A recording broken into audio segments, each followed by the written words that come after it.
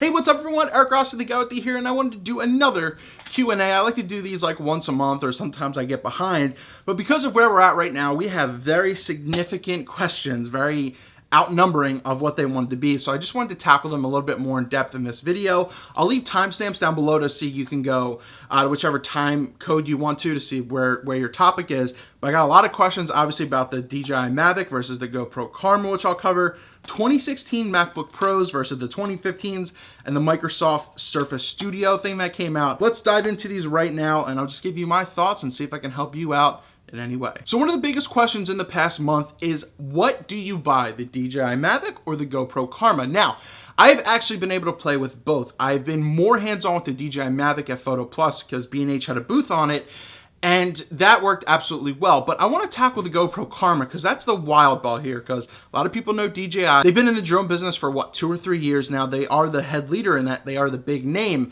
Then you have Unique who came in. Now GoPro really tried to come in. They've been developing this Karma for the past 2 or 3 years. So their tech is a little behind in it, but I'd say it's best for you or for someone who already is in the GoPro market. If you have the 4 or you're planning on getting the 5 or during the bundle, it's an easy choice for you because you're already in that atmosphere, I think.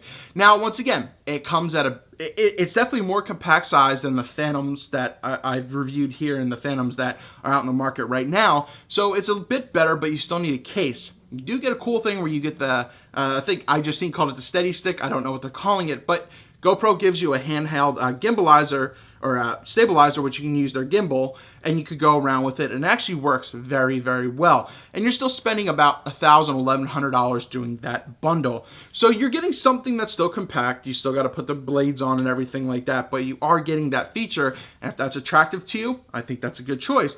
But the DJI Mavic is essentially, they said $750 without the remote. I haven't even seen that sold yet, so it's essentially $1,000 with the remote attachment for your phone, and you're getting something that's way more portable. You don't need big bags for. The image quality is great. The whole touch to focus thing has absolutely been solved, and for the most part, it produces great images and exactly what you want. So I think if you're already in the GoPro line, I think it makes sense. I don't think it makes sense to just buy that drone. You might as well get the bundle with the 5 at that point, because you save, I think, $100 on the GoPro Hero 5. You could even do it with the Session, the Hero 5 Session as well.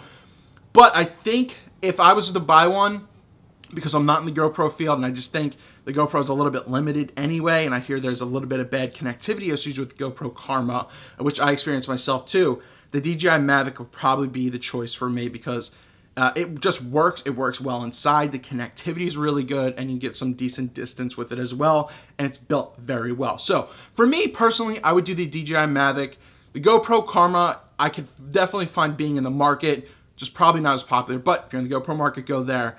If not, you might want to start fresh and go with the Mavic. So another flow question I have is, do I buy the 2016 MacBook Pro? Do I buy the 2015 MacBook Pro version? Or do I want to buy the Microsoft Surface Studio? Now, just a couple months ago, and I knew that the new MacBook Pros would have come out. I knew that they were going to be announced, but I had a feeling that they were going to be astronomically priced, but I didn't know what they were going to improve and add onto it. So I went with the 2015 MacBook Pro. Absolutely love it. It's fine. Could I have gotten a PC? Yeah, this isn't a PC versus Mac debate right now, but that's what I went with. Now with the 2016 MacBook Pros, I had a whole preview on that. You can get more in-depth info. Check the description down below. But you got some unnecessary things taken away and essentially a touch bar added to it, especially with now a horrific butterfly keyboard that they took from the MacBooks. They said it travels better and everything. I literally went to Best Buy yesterday to play with them, and the keys still absolutely suck, in my opinion. I love what the 2015 MacBook had. It had the SD cards, the USB, and everything like that, and the MagSafe.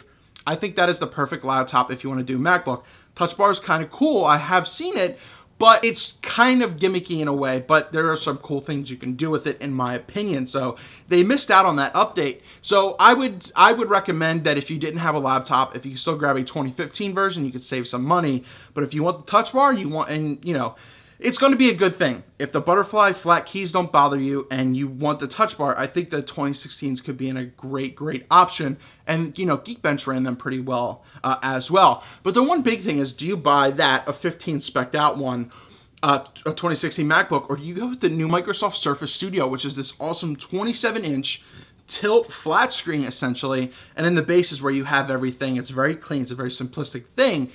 And that's like $3,000 for the base, and you can go up from there. Now, that computer looks amazing. I can't wait to try that out.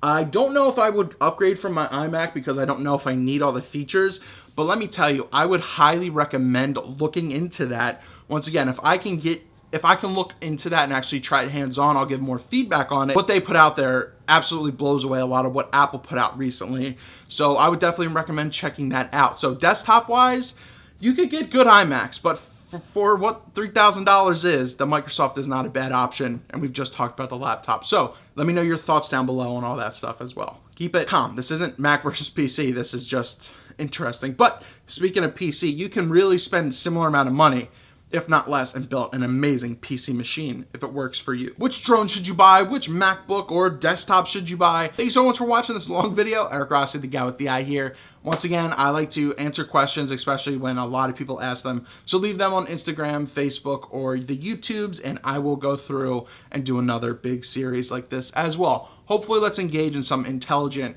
and constructive comments down in the comments below. Thank you so much for watching. Eric Rossi, the guy with the eye. Keep an eye out.